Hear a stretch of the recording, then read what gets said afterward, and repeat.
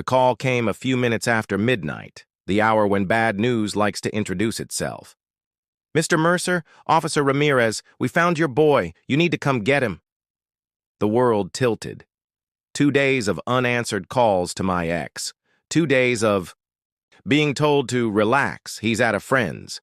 2 days of a knot in my gut that wouldn't untie. And now this. The ranger station was all buzzing fluorescence and hard edges. My son sat on a bench wrapped in a wool blanket, small and filthy. Pine needles stuck to his hair like confetti from a cruel party. When he saw me, his mouth trembled. "Mom said I'm not wanted. Her new husband doesn't want me." I've been hit before. Fists, handlebars, concrete, but nothing ever landed like that. I crouched, met his eyes, and said the only promise that mattered. "She's wrong. You're mine, and I don't give people up." He folded into me, cold and shaking, and I decided 2 things at once. I would keep him safe, and she would never get another chance to do this to him. 2 days later, I was in Marlene Hall's office. Elm Street, creaky floors, coffee strong enough to strip paint. Family law legend. No mahogany, just results. "She left a 6-year-old alone in the mountains," Marlene said, riffling a thick file. "That's textbook abandonment. We'll file for permanent guardianship." Then she flipped to a document I'd barely remembered. "Your father set up a trust for Noah. Nearly 900,000. We'll easily top 1 million by 21. If custody changes, a guardian can access funds for care and education." And there it was. A motive. We filed. I signed papers that felt like either giving up my life or getting it back. Maybe both. That Christmas, I rebuilt a little Honda 50 in the shop after Noah fell asleep each night.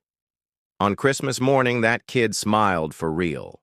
For the first time since the ranger station, bright as a sunrise. It wasn't a movie. Healing came like good welds, slow, steady, no shortcuts. We built a life made of routines and grease.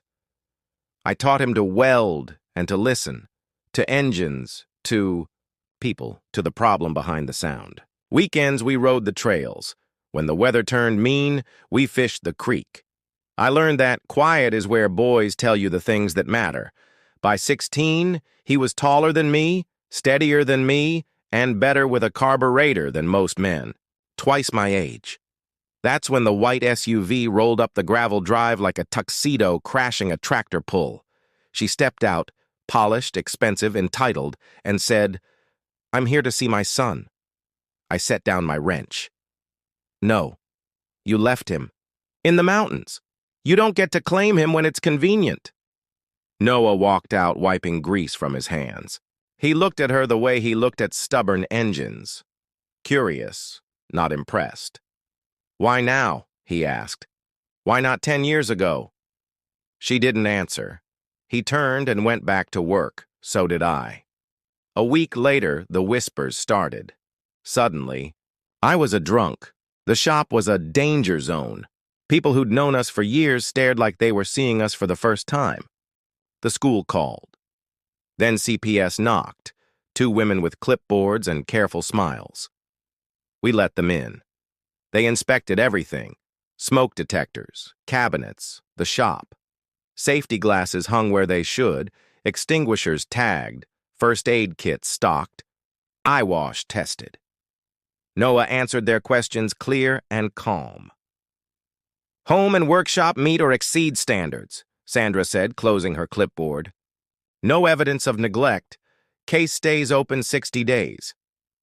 5 minutes after they left, my lawyer called. She filed for custody. Court next month. Game on. Small towns run on rumor, but they also run on people who notice things. I visited Ray Doyle at the Pine View Motel. Ray's a maintenance man with a spy's memory. "She's been here on and off," he said. "Different men. Pays cash. Lawyer shows up with paperwork. Nights she's at the Timberline. Talks when she drinks." On a Thursday, he called. "She's here. 3 sheets. Bragging." If you want to hear it, come now. I don't like bars anymore, but I like evidence. I slid into a shadowed table, opened the recorder on my phone, and listened. The thing about teenagers, she told her audience, they're a pain. My son's got a trust. Almost 1 million. If custody changes, guardian can manage it for education. She made air quotes big enough to be seen from space. Military school would be perfect. Discipline for him, freedom for me. What if he doesn't want to go? A woman asked.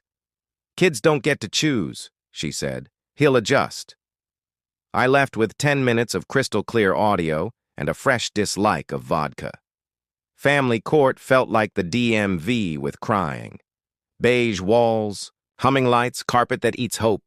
Tessa sat at the plaintiff's table in a sober blue dress with a lawyer who probably billed by the syllable.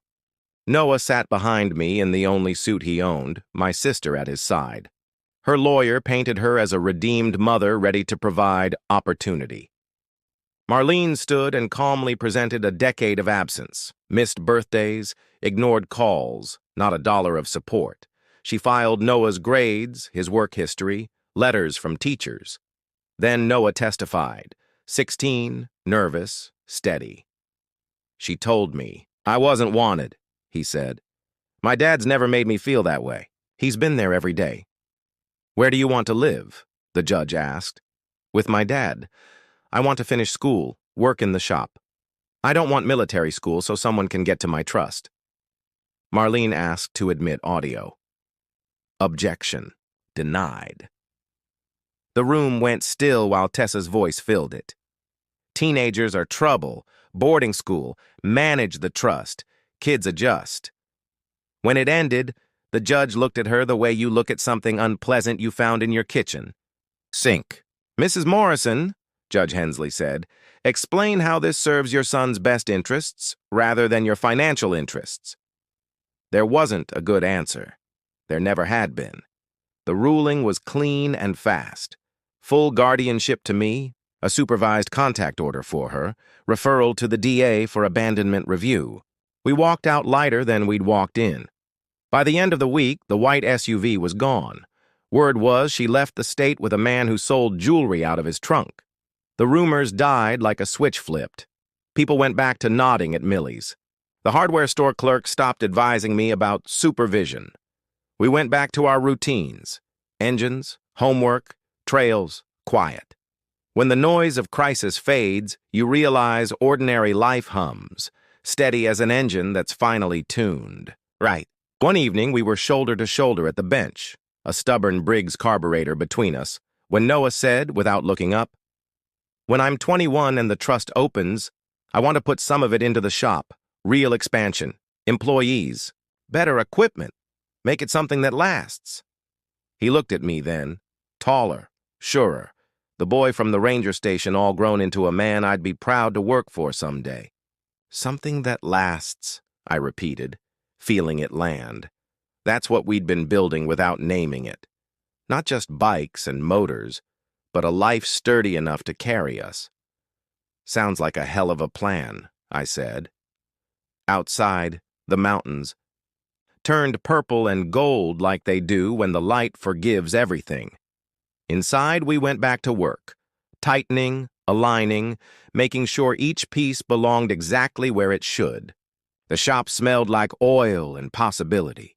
Some things in this world are worth fighting for. Some things are worth building. If you're lucky, they're the same thing. And if you're very lucky, they grow up beside you, call you dad, and ask to help make them last.